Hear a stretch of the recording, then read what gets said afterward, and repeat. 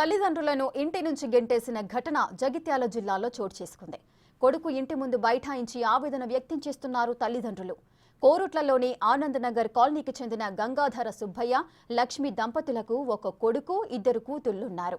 కొడుకు తల్లిదండ్రుల పోషణ చూడలేకపోవడంతో వారు కూతురి ఇంటి వద్ద ఉంటున్నారు. గత కొన్ని రోజుల క్రితం అనారోగ్యం బారిన పడిన సుబ్బయ్య ఆసుపత్రుల చుట్టూ తిరిగి అప్పుల పాలయ్యాడు. వాటిని చెల్లించాలని కొడుకు దగ్గరికి వెళితే కొడుకు ఇంటి నుంచి గెంటేశాడని తల్లిదండ్రులు ఆరోపిస్తున్నారు. మేము 4,25,000 శ్రీనివాస రోడ్డులా ఉంటే ఇల్లుల అమ్మిన పైసలు మేము డబ్బులు సంతకం పెట్టా, కొన్నోనికి సంతకం పెట్టానంటే 4,25,000 నెట్ ఇచ్చిన సిఐ రాసి ఇచ్చిండు. అప్పుడు రాసి ఇస్తే 4,25,000 తీసుకున్నాడు. పిల్లలను పట్టుకొని బతికిండు. మా 18 సంవత్సరాల ఇప్పుడు మాతో మాట్లాడక మేము బిడ్డకు యాక్సిడెంట్ కేసులో భర్త చచ్చిపోతే పైసలు వచ్చినాయి 5 లక్షలు.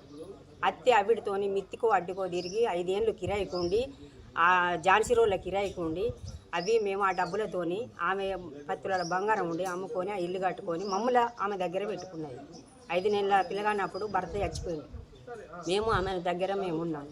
వీడేమంటుండు కదా అంటే, మీ డబ్బులతోనే ఇల్లు కట్టించారు, బిడ్డకు బిడ్డ ఇంటికన్నా ఉండాలి, బిడ్డనే చాదాలి, సత్య వారేయాలి, అది అగ్గిపెట్టాలి అంటుండు. మా ఈ 4,25,000 ఇచ్చినాం. అవి జాగా కొన్నాడు, 12 లక్షలు వచ్చినాయి. అని పేరు మీద 10 లక్షల మావులు ఉన్నది. మేము ఇప్పుడు మా పరిస్థితి రోడ్డు మీద వారేసిండు.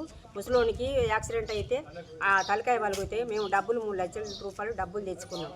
అయితే ఈ మా ముసలోని పేరు మీద పాలు ఉంది, అది అమ్ముకుంటానే అంటే అమ్మనిత్తలేడు.